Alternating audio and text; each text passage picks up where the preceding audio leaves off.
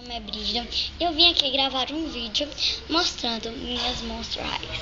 Olha só, gente, meu celular novo, a capinha dele é da Coca-Cola. E tem, não dá pra mostrar a frente. É um LG, então vamos lá, vou mostrar. Minhas Monster Highs, rapidinho.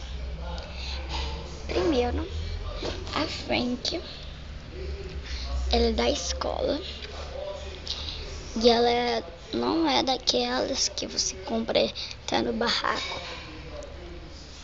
Ela tem esse sapato. A pele dela é muito bonita. Ela tem esse vestido. Ela vem com esse cinto e essa gravata. E tem esses dois brincos. Ela tem esse batom vinho. E o olho dela é azul e verde. Então ela é da escola. Aí essa é a Rochelle, eu soltei o cabelo dela. Ela vinha com o cabelo amarrado. Era de Scaries. Aí eu botei essa fivelinha. Aí vem daqui uma pulseira.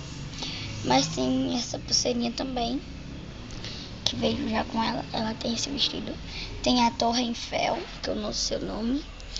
Aí tem essa calça, meia calça. E tem esse sapato bem rosa.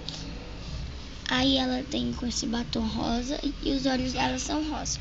Muito bonito. A Toralei, não sei falar muito o nome dela, que é muito complicado. Já você dormindo. Ela tem o sapato, tem essas listas. Aí ela tem essa calça essa meia calça muito bonita. Tem esse cinto, tem essa roupa. E o batom dela ficou bem lilás. E ela tem os olhos verdes. Felino. Os olhos dela são os olhos de felino. Então ela pra mim, ela é da escola. Mas o povo vai pensar que ela é morta de sono, que ela está aqui na caminha dela.